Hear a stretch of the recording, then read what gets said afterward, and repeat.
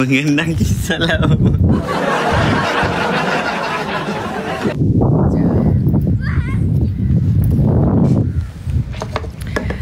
Finally dapat duduk tengok live. Masa sekolah ke time dah kerja? Masa sekolah. Masa sekolah. Duduk sini ya. Kamu tahu tak mantan saya bilang apa? Dia bilang macam ni, coba kamu lihat langit tu.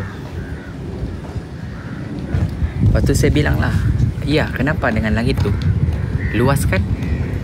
Saya bilang, ya, luas. Macam tu lah luasnya cintaku padamu. Tahimu! Tahimu! Mana cintamu? Sekarang, anjir. Kilo.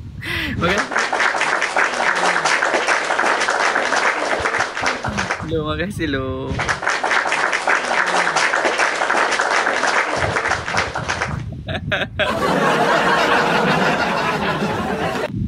Nah.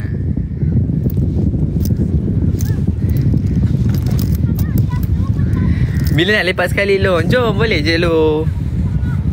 Boleh je, nanti Roger lah. Sekarang mantannya ke mana? Oh, ada, jadi teman saya. Lanjut.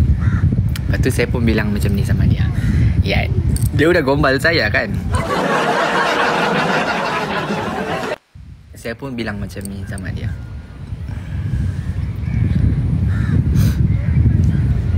Kamu cuba pegang pergelangan tangan kamu. Macam ni aku bilang. Alamak, tak bisa stand HP lah. Standnya dalam mobil. Saya bilang sama dia macam ni.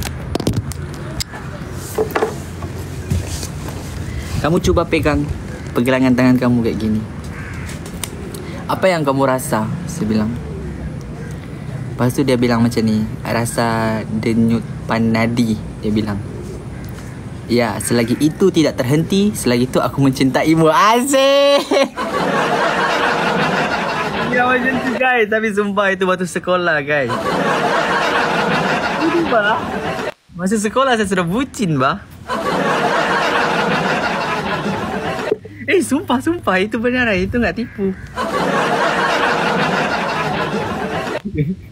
Sumpah itu waktu sekolah lah.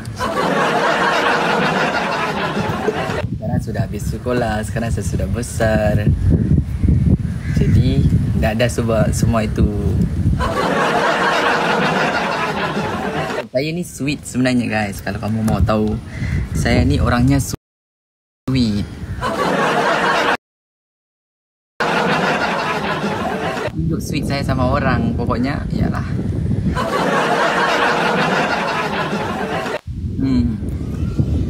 Terus lanjut bang.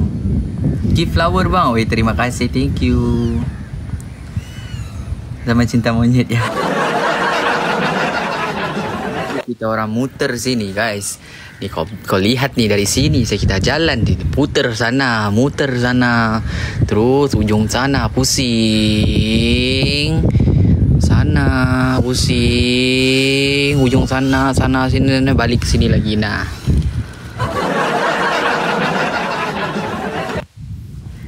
jauh kan? Makanya saya kurus dulu.